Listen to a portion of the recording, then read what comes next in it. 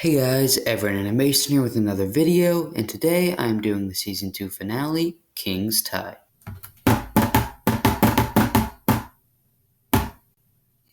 The episode starts with another collector dream. The collector is starting to lose his patience with Philip, but before we can learn more, King wakes up. King and the rest are on the airship from before. They begin an argument, but Willow solves the dispute with food. Back with the Coven heads, Ida disguises herself and they all walk up to the platform. But to their surprise, Bellows changes the arrangement of the Coven heads. Bellows then activates the spell and transports to the head of the Titan. He talks to the Collector and refuses to set him free. Afterward, Kikimora shows up and gives him loose. She tries to use this to get higher in command, but he goes as far as say that he wants her dead. He throws her and the Collector out. He dresses in his old clothes and begins to talk to Luce. Back with King, their ship is attacked by Coven scouts and they try to fight them off, but they crash. And with Ida, the Coven heads start to attack her, and soon after, Everwolf and Darius. However, they get caught and Rain is thrown in the circle. At the same time, Luce tries to defeat Bellows but fails. He captures her and says that he wants to help. He tells her he can get her home. She refuses, and he starts to turn her to stone. In a desperate attempt, Luce starts to explain that Philip knows nothing about the modern world, and he won't be taken seriously as a witch hunter. He ends up throwing her across the room. She then says she can help be his guide in the modern world, and he accepts. But when they shake hands, she gives him an Emperor's sigil using a glove that she kept hidden by glyph magic. Right as that's happening, the draining spell kicks in and starts hurting everyone. We then transition to King, who has just woken up from the crash. Amity's father fights off the Abominton soldiers while King and the rest run away. They find all the Coven heads and they are all knocked out. They decide to keep moving forward to Luce.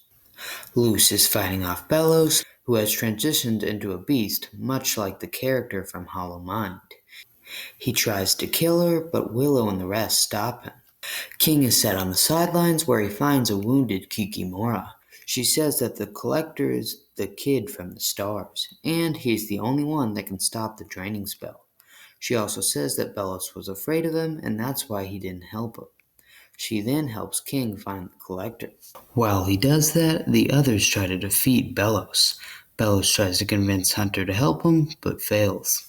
Back with King, he walks down a hallway of killed Grimwalkers and finds the Collector.